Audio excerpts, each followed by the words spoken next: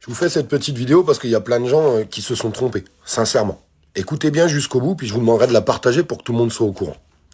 Vous savez qu'en ce moment, à l'hémicycle, même si je sais que la politique, ça saoule tout le monde, mais c'est important de savoir ce qui va se passer. Très honnêtement. On vote le projet de loi de finances. Vous êtes d'accord avec ça? Tout le monde s'est réjoui parce que, par exemple, ils ont réussi à faire passer une loi dans l'hémicycle.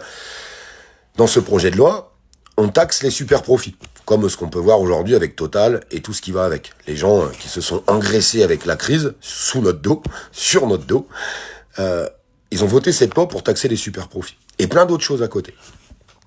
Ce que vous n'avez pas compris, c'est que le gouvernement en place, Emmanuel Macron, a laissé faire tout ça, a laissé voter des lois, passer une semaine, 15 jours, à voter des choses, et tout sera caduc la semaine prochaine. On tient le pari ensemble? Je vais vous expliquer ce qui va se passer la semaine prochaine.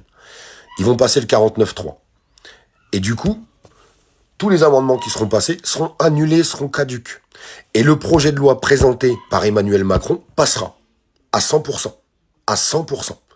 Je tiens le pari avec vous. Franchement, je tiens le pari avec vous. Et si la semaine prochaine, le 49.3 ne passe pas, vous aurez le droit de m'insulter. Alors la semaine prochaine ou peut-être début de l'autre. Mais vous verrez qu'il sortira le 49.3 et qu'il mettra tous ces projets de loi caducs. Donc tous les gens qui se sont réjouis en disant « Putain, super, l'Assemblée, ils ont voté ça, ils ont réussi à se rassembler et tout ce qui va avec », ça sera complètement caduc. Beaucoup de gens pensent que ça y est, c'est acté. Non, non, pas du tout. Quand il va sortir le 49.3, tout sera caduc. Il y a plein de gens qui ne le savent pas, il y a plein de gens qui ne le pensent pas. Puis il y a certainement plein de gens qui diront encore que je suis un menteur. Et puis dans une semaine ou une semaine et demie, quand le 49.3 sortira, bah ces gens-là, on les verra pas s'excuser, encore une fois. Et puis il y aura le projet de loi sur la réforme des retraites qui va suivre juste derrière. Et vous verrez qu'encore une fois, le 49.3 sera sorti. On en reparle. On en reparle ensemble. Ils vont aller jusqu'au bout des choses. Il y a une motion de censure qui sera déposée par certains députés.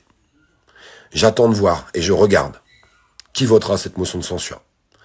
Je suis attristé, je vais vous dire sincèrement attristé, quand j'entends aujourd'hui que la NUPES est en train de nous dire « Ouais, mais non, tout compte fait, on va peut-être pas voter la motion de censure. » Franchement, je suis attristé parce que normalement, c'est eux qui doivent représenter une majorité du peuple qui souffre aujourd'hui. C'est pour ça que j'ai pas été à cette marche aujourd'hui dimanche. J'y aurais été à partir du moment où la NUPES aurait dit « Je vote cette motion de censure ». Quand le gouvernement a dit « Si vous votez cette motion de censure, je vais dissoudre l'Assemblée », ils ont compris qu'il y aurait un nouveau vote, que certains députés allaient perdre leur place parce qu'ils ne seraient pas réélus, et ils ne voulaient pas abandonner leurs 30 000 euros par mois, 7 000 euros plus 22 000 euros de frais. Moi, ça me dégoûte. S'ils avaient dit « Je vote la motion de censure », je serais avec eux aujourd'hui. Bien sûr que je serais avec eux.